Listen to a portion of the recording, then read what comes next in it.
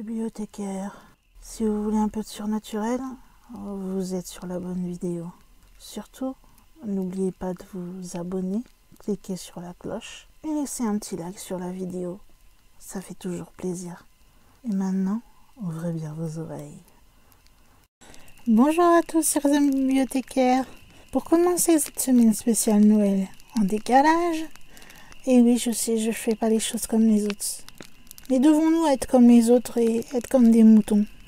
Non, donc c'est pas trop mal cette petite semaine en décalage, non?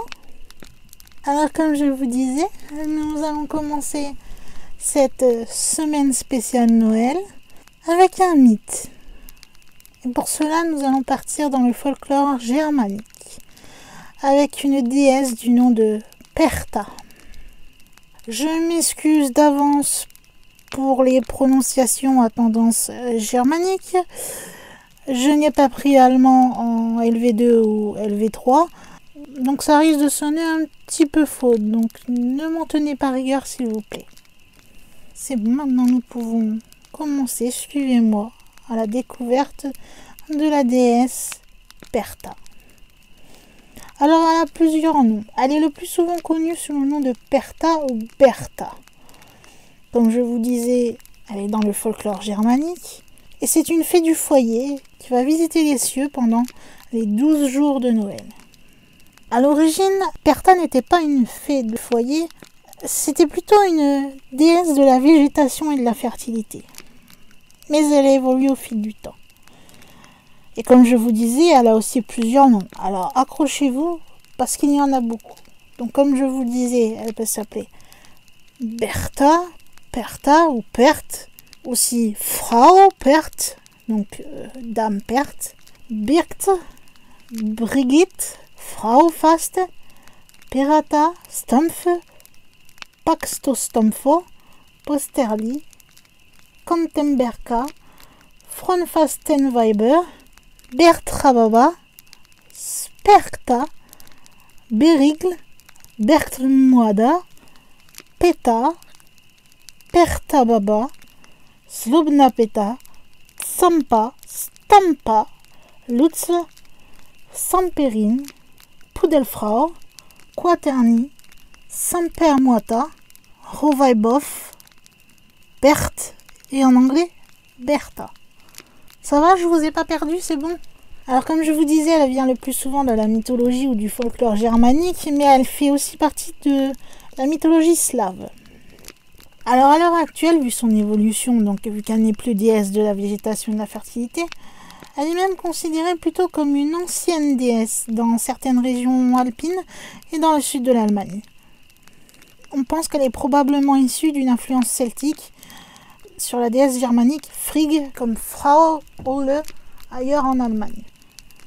En tout cas, ce qui est sûr, c'est que Bertha déesse ou ex-déesse existe dans la quasi-totalité de l'ère germanophone. Mais aussi, on peut la retrouver, donc comme je vous ai dit, dans les pays slaves, précisément en République tchèque et en Slovénie.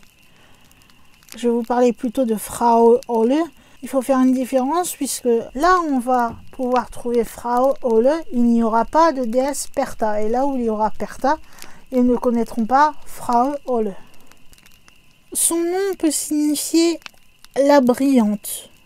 Selon le vieil haut allemand Berat ou Beret, ou du proto-germanique Berthas.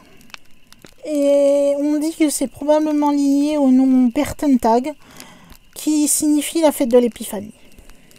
On a certains qui ont étudié l'étymologie de ce nom, dont un certain Eugen Vogt, en attribuant l'origine du nom Bertha au verbe pergan en vieux haut allemand, qui signifie caché ou couvert.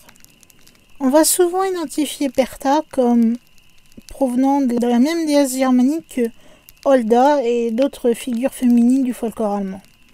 Selon Jacob Grimm et Lotte Motz, Bertha c'est la cousine du sud ou un équivalent de Holda. Car toutes les deux, elles vont partager un rôle qui est celui de gardien des bêtes. Et entre guillemets, gardien des bêtes. Et elles apparaissent toutes les deux pendant les 12 jours de Noël pour superviser la filature. On parle de la vraie filature. Donc quand on parle de filature, ne vous imaginez pas un truc sortant d'un roman policier.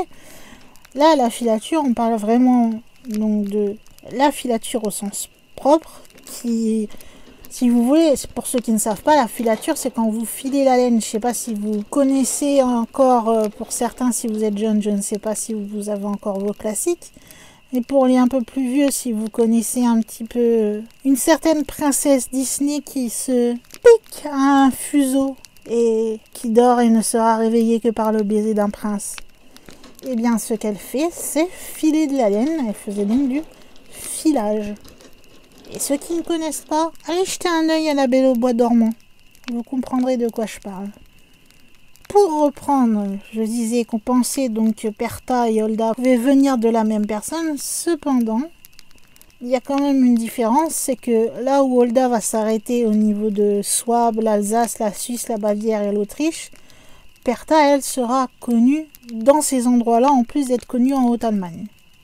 Si vous préférez, en résumé, Holda n'est connue que en Haute-Allemagne. Mais comme la vidéo n'est pas sur elle, je ne vais pas m'étaler plus là-dessus.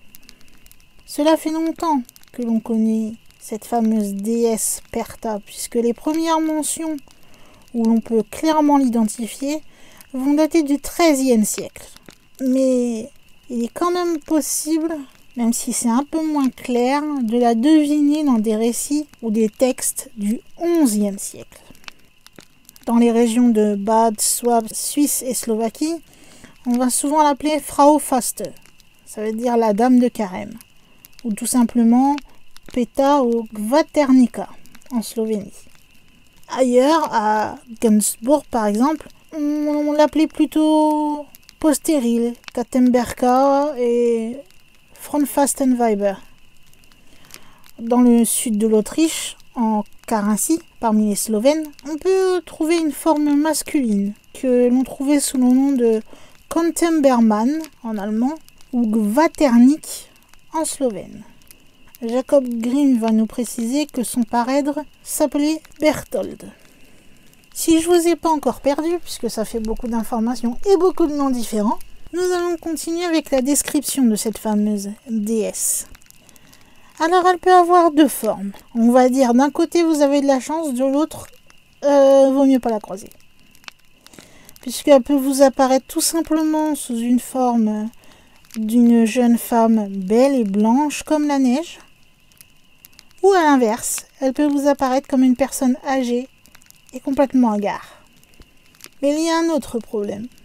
C'est que dans de nombreuses descriptions que l'on fait d'elle, Bertha avait un grand pied, ce que l'on appelait autrefois un pied doigt ou un pied de cygne. Grimm pensait que ce pied étrange symbolisait qu'elle était un être supérieur qui pouvait se métamorphoser en une forme animale. Il remarqua d'ailleurs que Bertha au pied étrange existe dans de nombreuses langues. En allemand, c'est Berthe mit dem Fuße. En français, si vous avez fait un peu d'histoire, je suppose que vous avez peut-être entendu parler de Berthe au grand pied. En latin, c'est Bertha cum magno pede.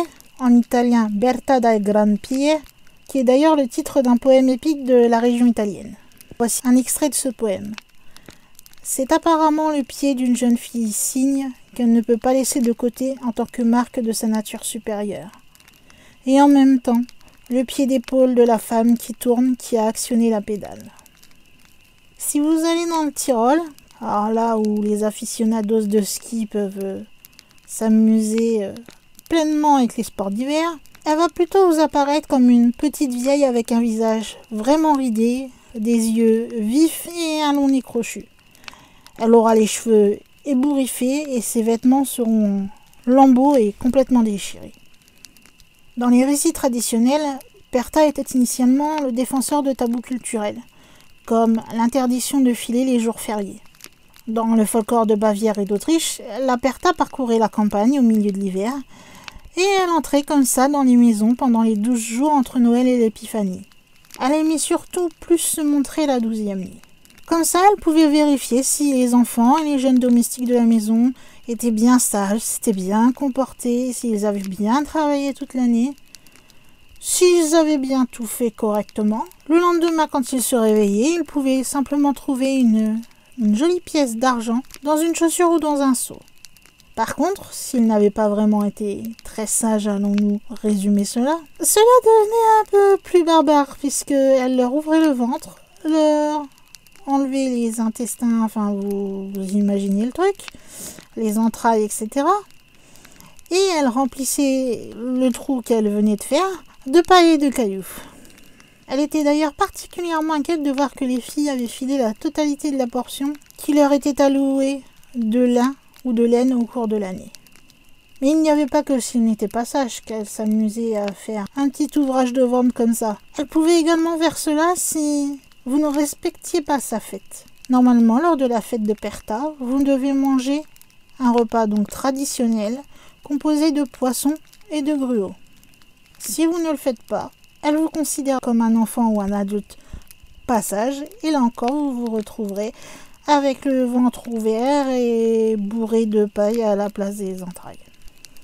Donc valait mieux quand même si c'était pas votre menu préféré, valait mieux respecter la tradition.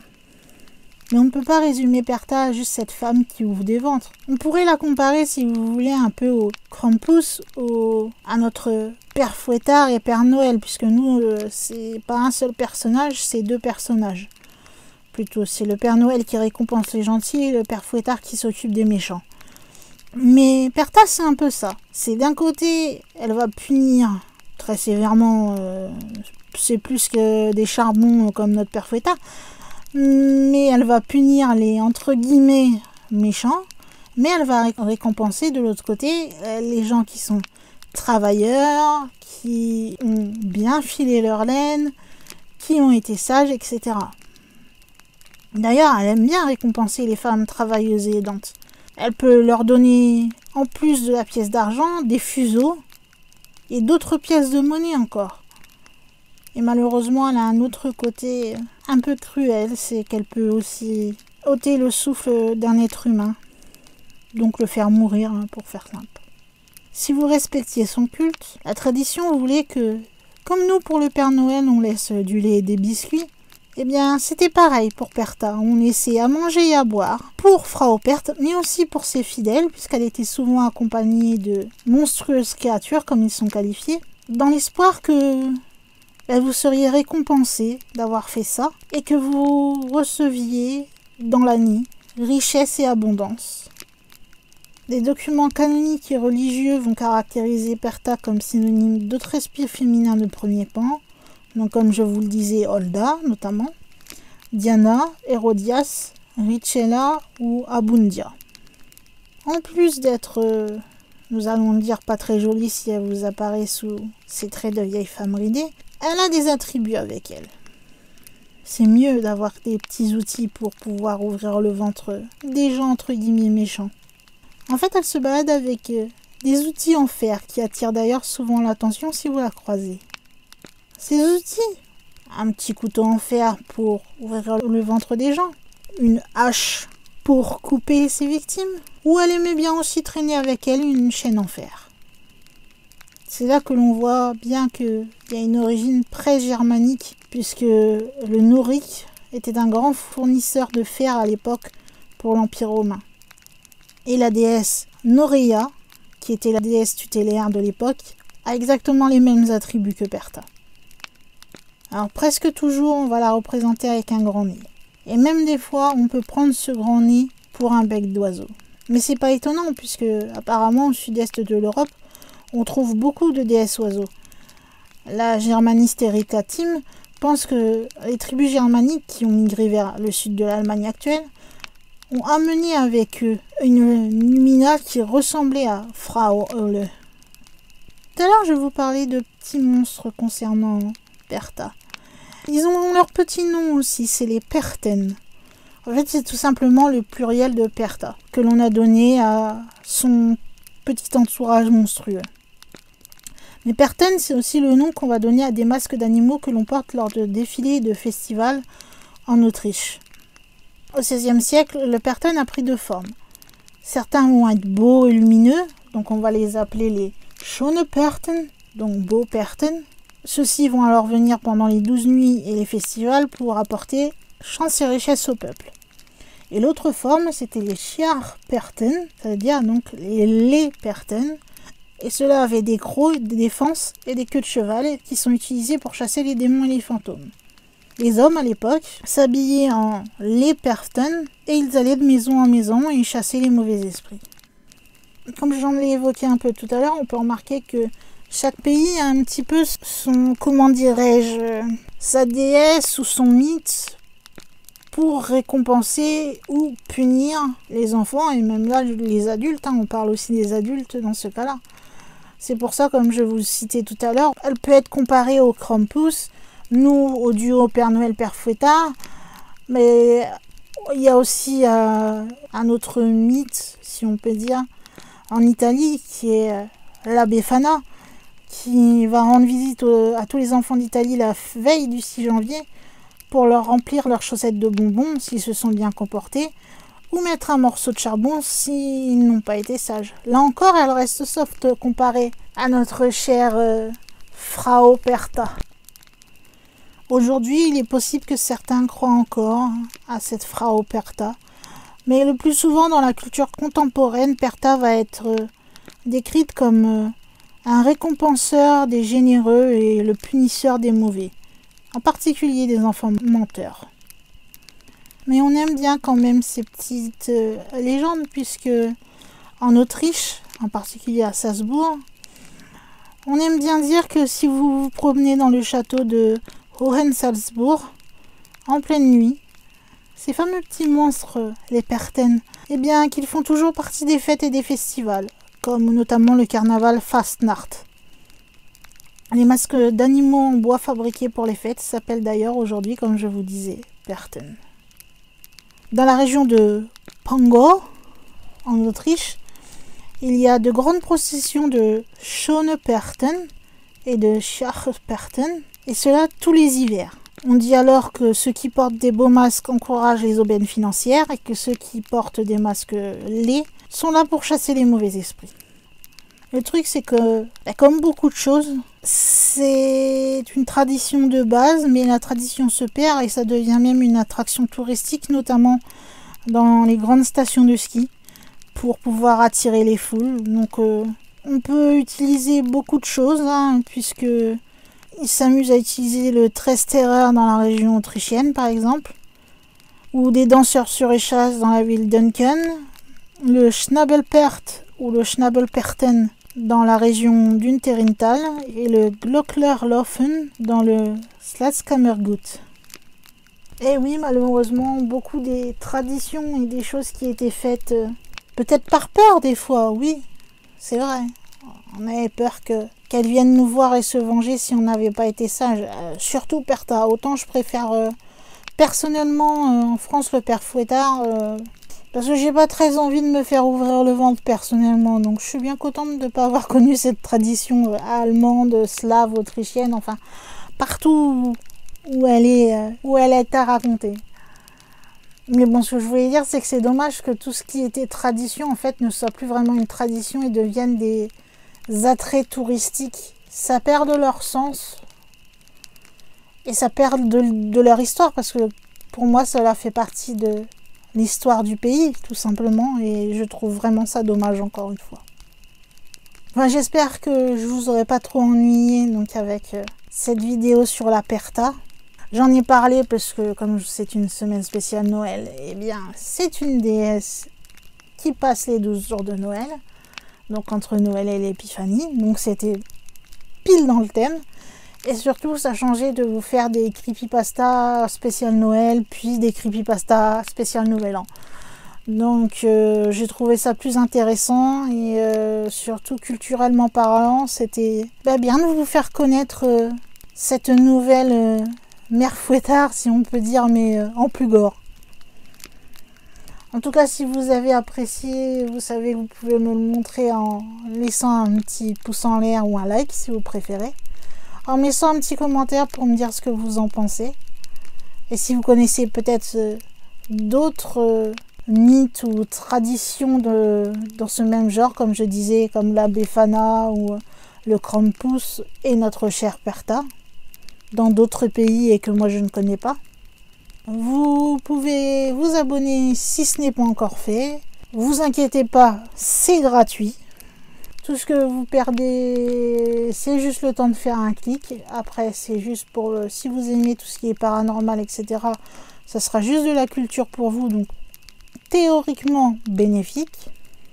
Et puis après tout ce blabla, je crois que, en tant que gardienne de la bibliothèque, je crois qu'il est temps pour moi de fermer les portes de celle-ci et de vous dire à une prochaine vidéo.